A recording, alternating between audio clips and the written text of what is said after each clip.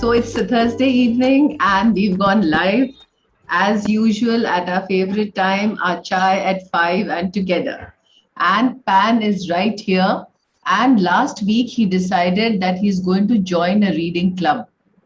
So every week he just goes there to read. Sounds and symbols are a need. That's what he knows he needs to read. And then he can also speak really well.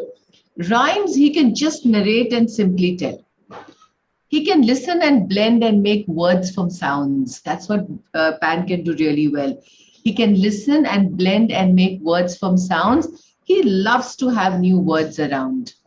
Now, his friend, the little turtle, just sits some days and does not know what to do. Forget the old words, he even finds it so difficult to read the words so new. He forgets how to make a rhyme. He suddenly forgets that it is rhyme time. He forgets the sequencing of sounds and words each time. He wonders how Pan can remember it all, but Pan tells him, "My little friend turtle, don't worry at all. I'll tell mommy to teach you phonics, and then, like me, you will also be able to read. For a little bit of phonics is all you need." And so, for Pan and for his friends like the little turtle, we have a very, very special guest with us today. I have known Neha for many years. Neha was our first speaker we invited on our Square Sunday show when we began. So, a very, very warm welcome to you, Neha, right from the heart. Thank you. Thank you, ma'am. It's my pleasure to be on this platform once again. And I think, Neha, what was so special about all the guests that came in is that you actually helped us to build a community. When we started, we were not very, sure which direction, how this is going to go. But to have somebody, like I said, somebody who specializes with children who can have communication, listening difficulties. She's somebody who's been specialized. Normally, we have teachers who will help us to overcome difficulties. But Neha is a specialized specialist, and I'm going to tell her to describe her profession to us first, because the words are such where I don't want to go wrong, Neha. So I want you to describe what you do and how you're qualified, please. Right, for everyone listening to us, I am a speech language pathologist. We call ourselves speech therapist also. And I have done my course in Bachelor's in Speech Language and Hearing. Now it's also called by various names: Bachelor in Audiology and Speech Pathology. Somewhere it's BSc Speech and Hearing. So I did my graduation and then post graduation in the same field. How I got motivated Yes. to pursue this field, that's very important, because for all the parents who want their children to serve humanity. And the first thing that comes to their mind is, let our child go into into medical. So that's medicine.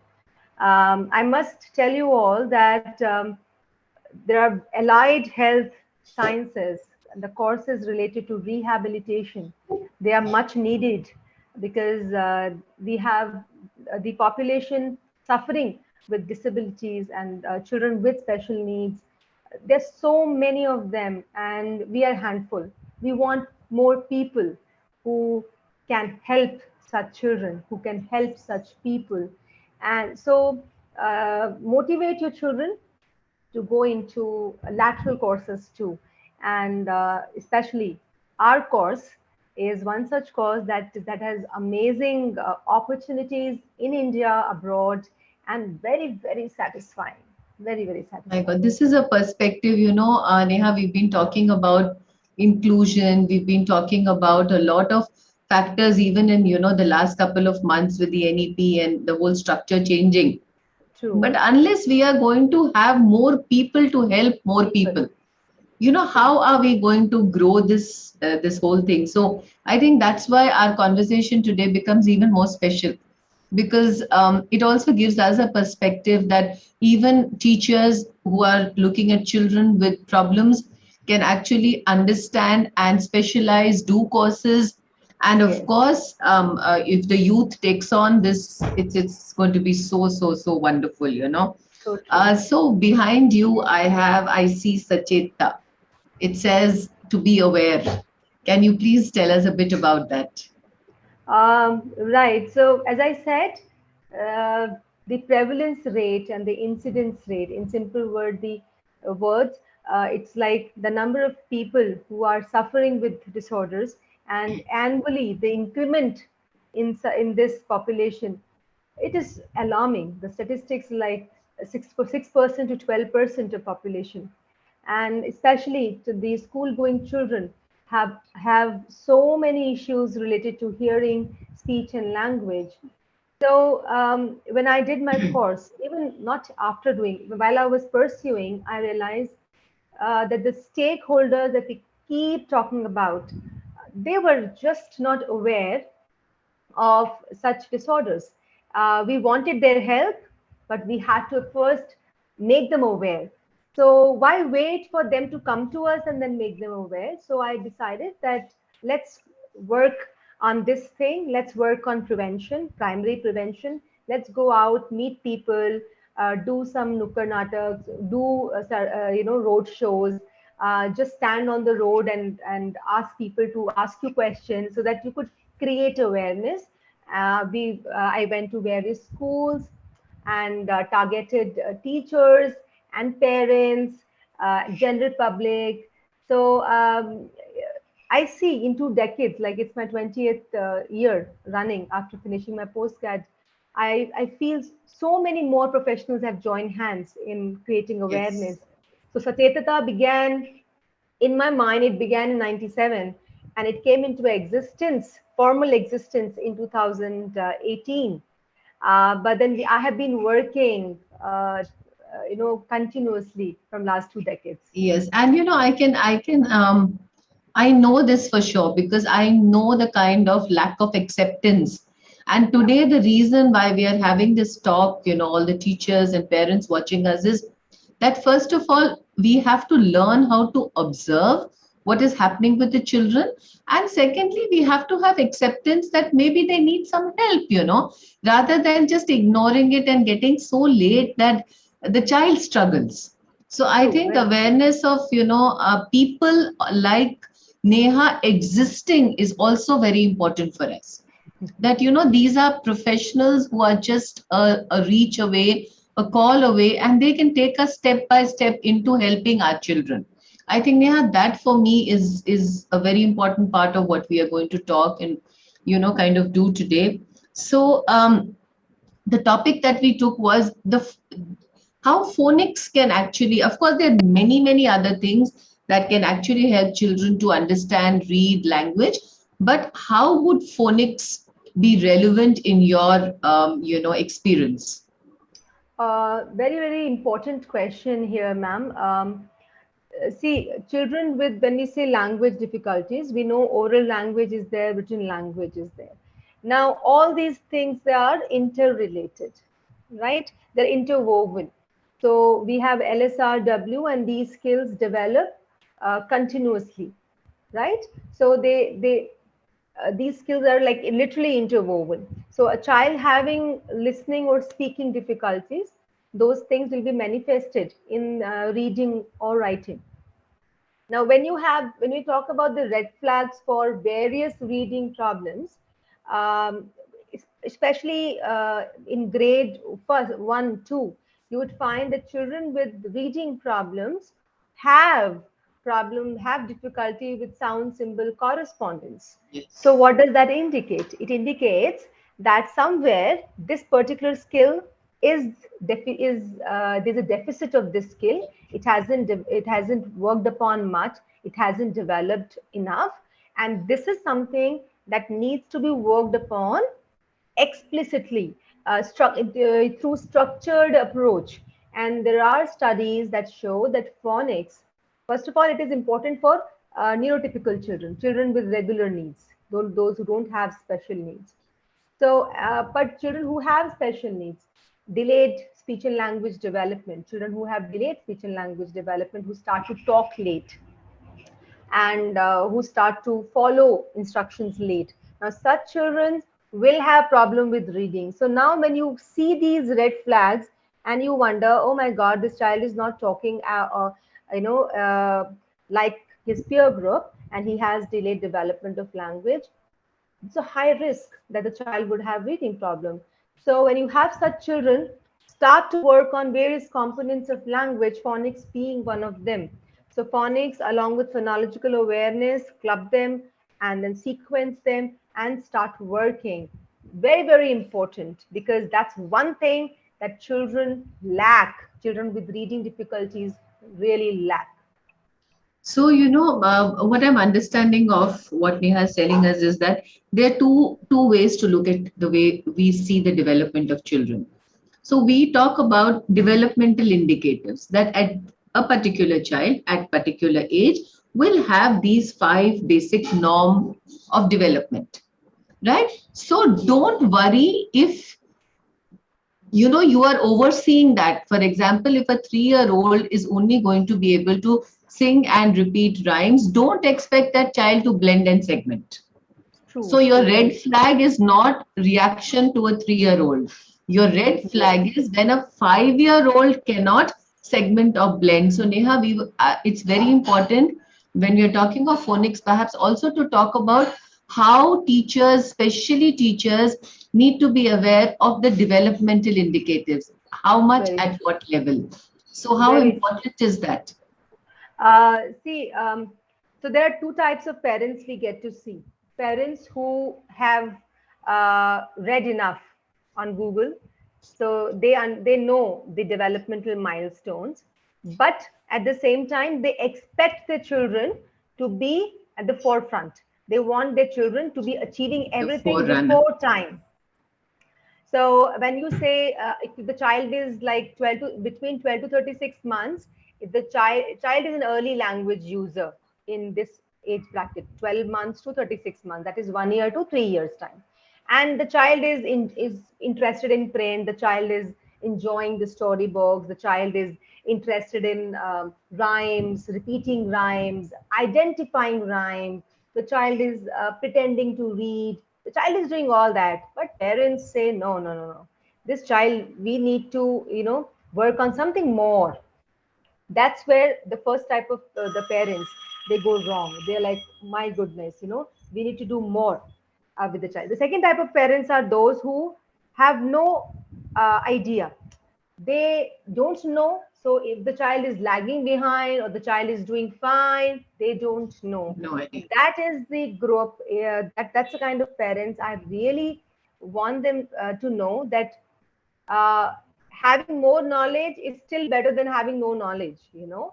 So please acquaint yourself with the knowledge, get to know about these developmental milestones. Like when I say phonics, between 30 to 60 months time, that is around, you can say 22 and a half, right, 2.5 to 5 years time, that is the time you will find that the child starts to grow awareness of words and print, and the child starts to scan material, the child starts to relate sound and symbol, sound and symbol, and so that is the time the child start to do it. Some children might do it at 2.5, probably.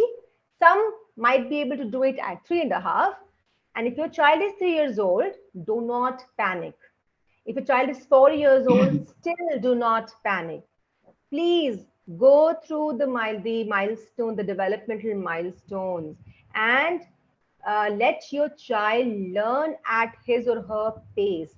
When the range is given, when suppose the range is given, say phonics should be introduced at the age of 4 years, for example. So it is never said 4 years. It is said between somewhere between 3.5 to 4.5, because every child learns differently. So please do not push your child. At the same time, do not let the child lag behind the minimum range that Yes. is mentioned for that particular skill. So that's important. Okay, so that's important, that don't worry if there is a child that has to develop between 3.5 to 4.5, have the patience to wait till 4.5. But Yes. at 4.5, if the child is still showing indicatives of not being able to, listen properly, not being able to repeat, missing out certain things, Neha will give us the red flags towards the end.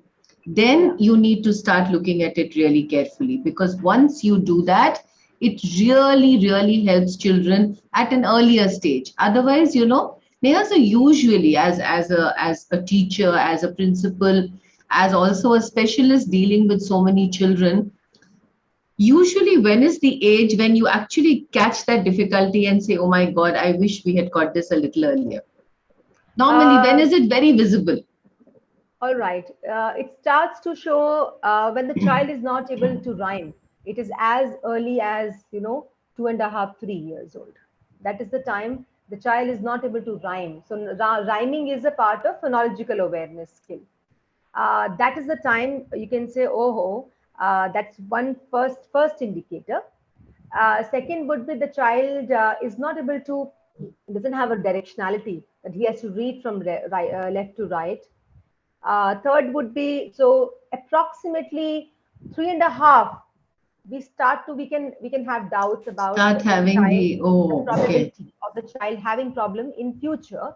But if you go by the diagnostics, the assessment, no assessment is done before the age of 7 years. For no diagnosis is given before the age of 7 years. For reading difficulties. So we may Oh. say the child has reading difficulty, but the disorder we cannot say before that. So by the age of 7. So another Yeah. very important thing, when what Neha is also talking about, is when we say phonics, there is so much to phonics except the a, b, t, k, which is True. what True. is everybody.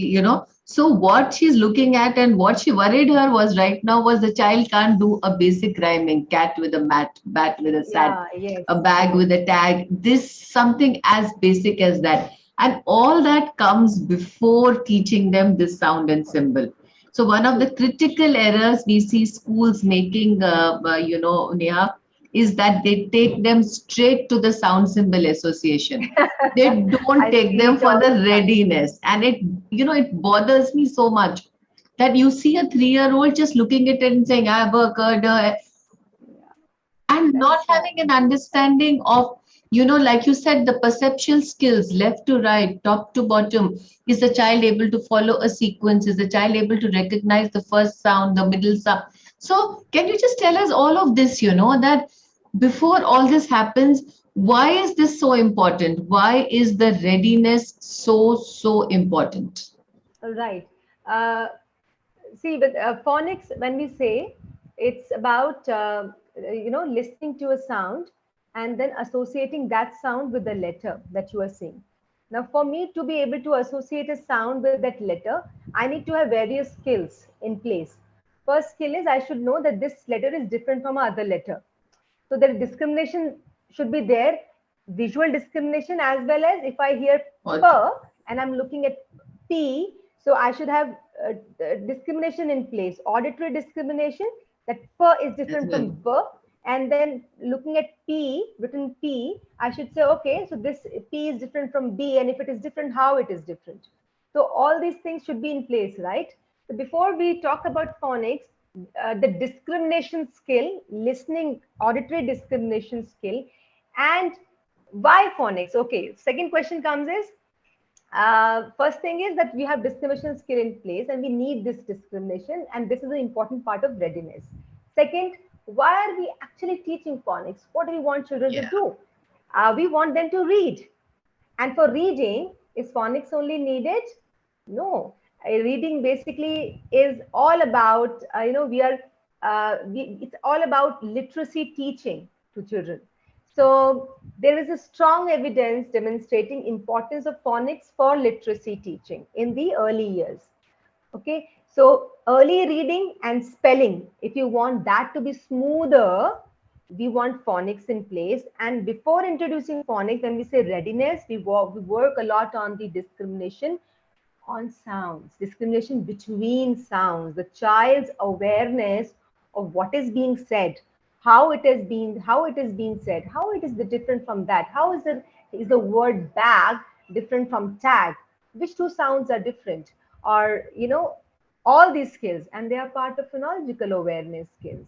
So it So is, something, yeah, like what Neha is saying, even something like a sound isolation. So suppose I yes, give a small child, I'm talking to the child and I'll say, okay, here, hold a tin. Now I'm going to take the t away. What is left? So it's in. And I'm going to take the I away and what is left is mm. So can children do that? And the sad part is I don't see the quantum of all this that is needed in the environment. So what happens is children with difficulties have more difficulties true. because they have not been equipped with the basics of getting all this in place. And I think that's the reason. Also, children. I have another friend, Neha, who works with children with actually mental disorders. I mean, very very. And I was asking her that how do you teach spelling to the children? She said I prepare them and I do just sound symbols. And I was actually taken aback because these children have serious issues. But when you give them a readiness and you give them the sound symbol, they are unable to write the words, but they're able to pick up a symbol and they're able to build the words. So with children with, so what Neha and me today are discussing is children with minor ailments, but children with even serious disorders can actually benefit a lot from the correct, flow of. Uh, uh, Another thing that I thought I must ask you is that now the child makes an error, is unable to do it right. Then I correct the child, so the child does it right. So, how important is the frequency of errors to observe? All right. See, any normal, when we talk about abnormality, so when do we say a situation is abnormal? Three things are important for, for us to say that thing, it is abnormal. Any behavior. Now, here you're talking about reading behavior or speaking behavior, frequency, Which intensity, is and not the duration, norm. Yeah. right? So frequency of errors is when there are consistently, when the child is consistently making errors, despite cues, the child is not able to catch cues, he is not able to correct himself. So children in the in the developmental years, when they make mistakes, so suppose the child is reading pen, and the child is just saying uh, pe, pen, and the child is trying to correct self. Very very normal. But the child looks at pen, and the child's read as uh, pawn or burr, instead of burr is Yeah, yeah, coming, yeah. or something dir is coming, or that is when you know the phonics is just not being is not correct here. The child hasn't learned it adequately, and so there is a no self correction.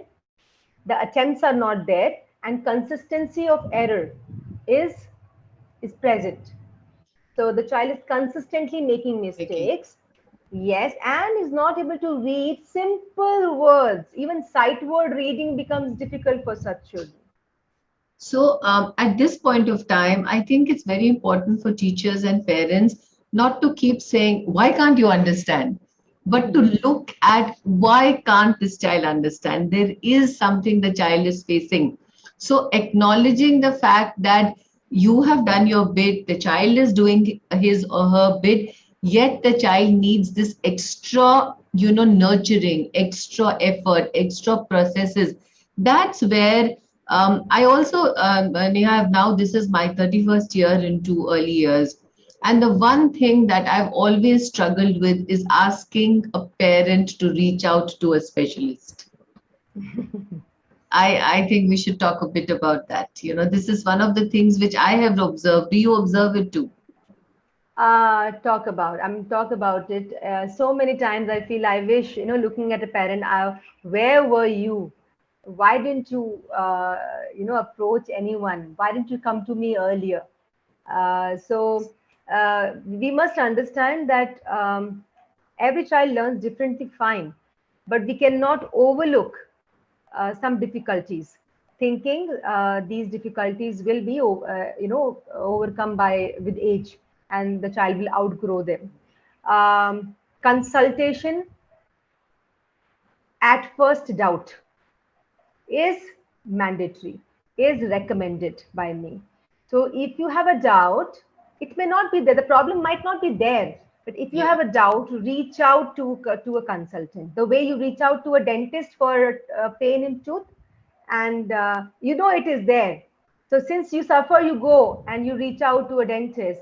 But for a pain here, and the child in processing, the child is not able to read, that pain, the only child can feel, and the child can't even tell about that pain. So please reach out to a consultant so that early remediation can be there. Yes.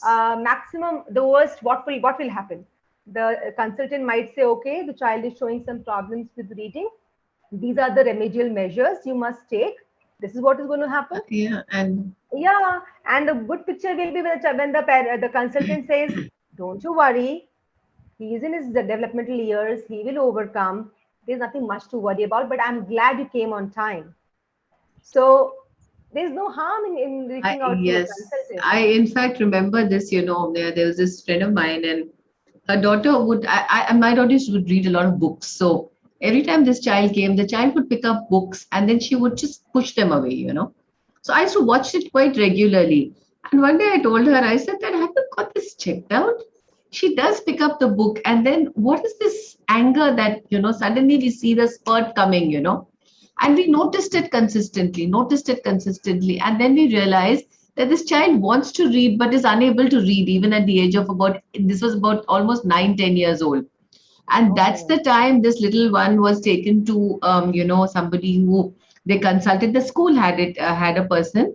And today the child is in or finished the graduation from one of the best Delhi University colleges. great. Very Because nice. with children with reading or even a consistent problem, even the CBSE has a process. Yes. So we have to be aware of it, dear parents and teachers. We have to be aware that these have been catered for even in our boards. So we don't have to have this, belief in our head that we are preparing the child for boards. Even the boards acknowledges that some children will just learn differently. The papers are set separately. So I think what Neha is saying is to acknowledge and to reach out. I think that's. As early as possible. Yeah. I also heard you say this very interesting thing in the beginning that you've been doing Nukkad Nataks and you've been standing anywhere and talking about this issue. In so many years, do you find a little more acceptance of it? Oh, much more, much more. As I told you, ma'am, there's so many more professionals fulfilling their responsibility of, spreading awareness. There's so many more. I'm so happy to see so many new professionals coming in the field.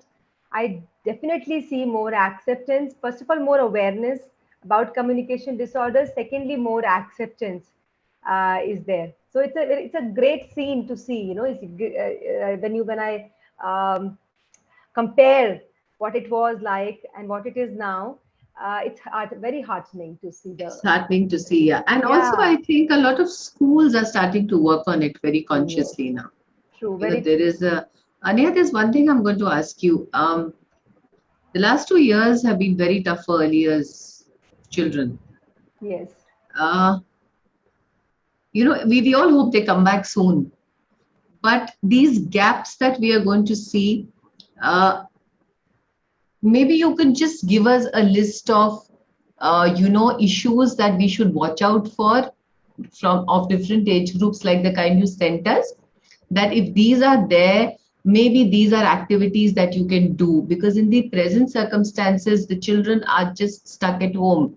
They are hardly coming out to play, so your communication is not happening, that interaction is not happening. So what is it that we look out for in terms of phonics? What all can we do as a base for phonics, in the sense that all the readiness activities and a bit of what we can do to make it a little more easy for these children who may struggle in the long run? True. Okay. So, like, this is a big question. So, I know. for all the parents who are listening here, remember, you are the best facilitators. You don't need to make the child sit in one place and then say, okay, बच्चों आज हम ये करने वाले हैं. Uh, every right from when you are waking up the child, from that time, you can start to work on listening. And suppose the child is her child's name is suppose Harshita, and say Harshita, Harshita, Harshita, utho, utho, utho. And then when the child gets up, हाँ I said Harshita, कितनी बार मैंने तुम्हारा नाम बोल दिया, बताओ कितनी बार बोला मैंने तुम्हारा नाम. And suppose child in very good mood, and again you say this. So what we are doing, we are working on number of words the child is counting. So from such activities, just just casual everyday activities, we can start to work on the readiness, the phonological awareness skills. And all those children who are in their 2.5 to 4.5 age group, they learn very quickly. So when the mama is preparing chapatis, count the number of chapatis that you are eating or somebody else is getting, or for example, today I'm going to make, this is an example I keep giving everyone. Today I'm going to make your favorite dish that begins with P. It's very hot, and uska advertisement aata hai P. And then you just give a cue, and the child has to guess. So what is the child thinking? Something that starts with P sound. So what are we doing? We're just working on auditory skill here and the phonological awareness, phonemic awareness. So parents, take out, just first of all read what all you can do, small things. I have Okay, another so activity. I yeah, have and one activity. Now that you're okay, talking about it, another beautiful activity which we just spoke about last time was reading to the children and not completing the sentence. yes, it's called Uh, auditory closure in our yeah, yeah. therapeutic. So it's like so don't complete it and say, oh, can you complete this for me? Another beautiful thing is to tell them stories. And then when you repeat the story next time, miss words in sentences. So these True, are all true. things which you can do in these circumstances, in these present. And then when the children keep coming back, and a lot of another thing, Neha, which I thought we could talk about is how useful would, manipulatives, flashcards, letters that they get, how useful is that for phonics? For phonics, I would say very useful. And if parents can lay their hands on nice big flashcards, very nice. But I would definitely recommend 3D. And if you don't have anything with you, then writing letters on, आटे में ही वो letter लिखकर, you can start with that. With So 3D. such, yes, so the the tracing and the rainbow tracing, all these small. And if you don't have anything, parents can make those sheets at home only with the help of chalk and slate. So we need the grapheme here. We need the letter here. The letter could be in 2D, 3D, and 3D is definitely better. But if it is there in 2D, great. So get those things. Invest in such manipulatives when you're working on phonics. Consult a good phonics instructor who can take you through all the steps, because phonics is a very structured program. So Yes. parents, don't be the master of it. Follow somebody. Take the person's advice, whoever is a phonics instructor. We have Sonia ma'am here, amazing facilitator and But qualified instructor. So uh, she has told you enough we about it. yeah, we've been talking a lot of phonics in the last couple of weeks. So now that you're talking about the 3D shapes, I mean, this was not a part of my design or plan today, but Neha, I've been having this thing of we always used to say that we can use the uppercase as well, and I was researching it and talking to somebody that Mhm. why can you not teach uppercase letters to children? What is the big deal about it? And this person said such a nice, research that they said that see, when you do uppercase, everything is of the same size, right? So the child is not struggling with any sizes. And the child is looking at a shape, a grapheme, and saying the sound. And gradually you can very well add the small case to it and let the child connect. And I thought that yes, why not? Does that make sense to you also? That it's okay to Uh, introduce any frankly speaking, ma'am, I would not agree to that. This okay. is a topic that is you will have it's a debatable topic. Some theorists, some people believe in they have a different line of beliefs Yes, here. yes, yes. Uh, uh, with my experience working with young children, I still prefer small case, even with children with autism spectrum disorder, intellectual disabilities. When I ask parents to help them, like we ask them to tag each and every object in the house for better sight word Hmm, reading hmm, and hmm. making children aware and for print information, I still use small case. I need to see Yeah, this so particular child. yeah, because I will send this to you across, and it actually made very good sense to me because they Okay. said that the child is not depending on any shape structure. The child is Okay. depending totally on, So there is recognizing some each. uniformity basically. Yes, yes. Yeah. And Neha, I Less found it variation. logical. I actually read it and I said that yes, this makes sense to me. So I must also share this. And also I think when you do 3D shapes, like Neha said, many of us really don't do 3D shapes. We just do the book straight away, right? Yes, yes. And in fact, we have this now that we are on this platform. The Square Panda has a very beautiful set of 3D shapes, and I have never really spoken about them. But the minute you told me 3D, that is what struck me. That yeah, it's flat resources, but what is important is to see all dimensions of the All resources. I think dimensions, much that's a needed. great input that we can talk about. And another thing I would like to just very quickly sort of ask you to, maybe we have another few minutes. If we go through, remember you sent me a beautiful document. If you can just, if you have it open, or if I can just help you out with that. There was this indicatives between class 1 to 3 for the little Okay. children.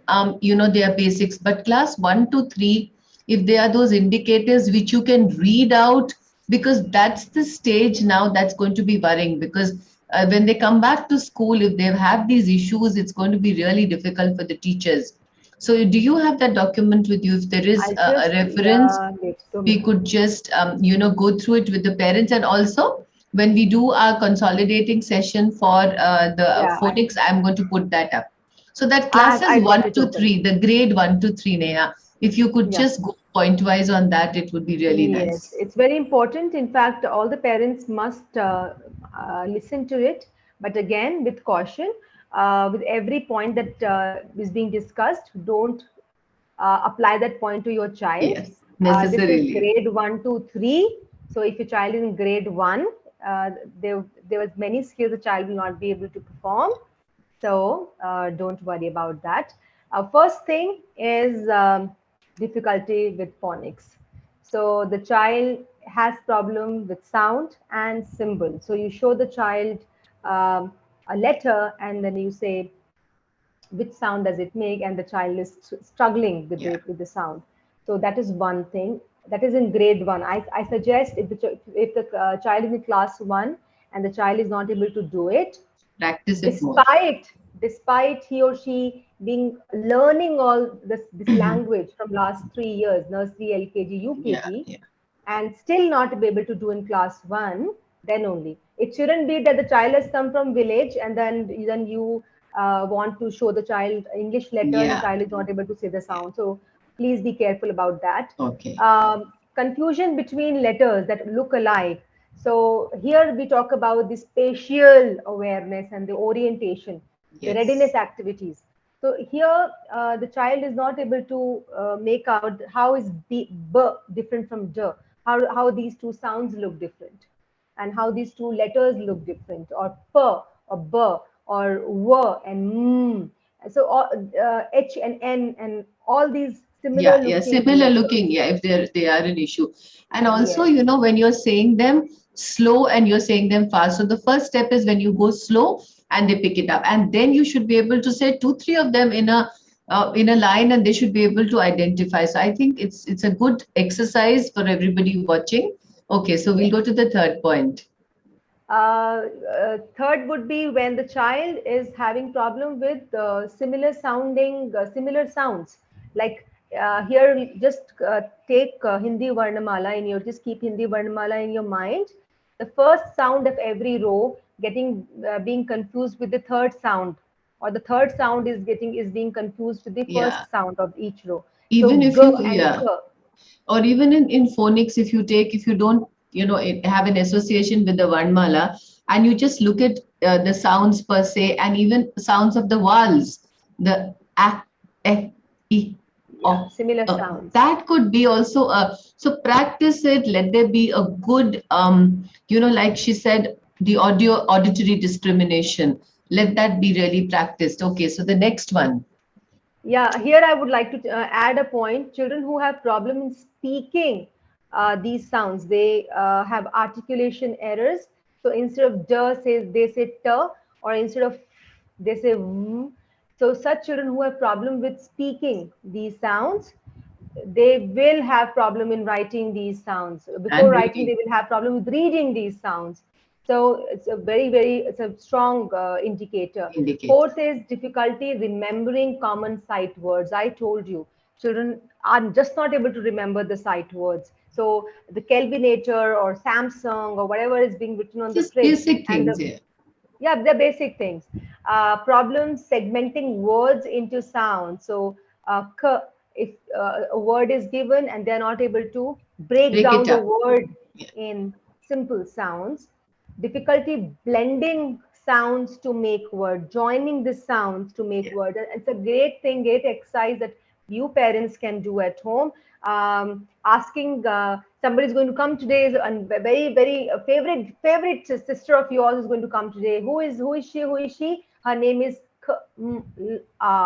what's her name? Say Kamla. So let the child guess, and that is one easy way to capture your child's joining skills, Yeah. blending Yeah. Yeah. skills. Yeah, reading and spelling errors that indicate sequencing sounds. So the child has difficulty. The way he is listening to the sounds in his mind, Not he able has to. reading in the book. So when I say Neha, I know n, after that her, after that ah. But when I'm writing, I might just write n, and then after that The act. sound comes later and her Yes. sound comes Yes. earlier. So there's this is a sequence So this issue. is a great time for manipulators. What Neha said, if this is happening, a great time to give them manipulators. Let them, keep put it in different orders and say, oh, see, this is not blending it right. So when they write it, they may find it difficult. So don't not use manipulators for children in classes 1 to 3. Suddenly Correct. we grow them up, poor bachas, they need to be, that's why they said foundation. That is why this NEP is taking us up and saying foundation, right? So And manipulators for great Neha, yeah. augmentative resources they are the manipulatives, so one must use them. Next is omission of endings when reading. So the child is just omitting out, child is only saying the root word and omitting the last addition like ing or d sound or Yeah, sound. so He's Yeah. And the last one, which is being given in the handout, is difficulty remembering spelling of words. Again, this is over a time. related skill. So again, dear parents, keep the frequency in mind, the age in mind before you say, "Oh my God, my child has a problem." Yes. Oh, yes, that is true. Yeah, that's one big deal, huh? That let's not make this into a problem story. I mean, don't let Yes, this become a story where it is not required. The yes, reason why we invited Neha was so that if there is a repetitive problem, there is a, then please let's look out for help. Let's and don't keep pressurizing children. I see some children. Their corrective is force, whereas we need to make the corrective a process. I think today's engagement with Neha was because of that please do not force the children, process them. I think that is a problem solving for anybody in the world, correct. Neha. True. Very true. And that's Very so. true. So, time to wind up, teachers, parents, and Neha. Keep walking on your road to awareness. Keep Thank you. coming back to our platform and helping us to become I more would love aware. to. I would love to. It's great to And be here.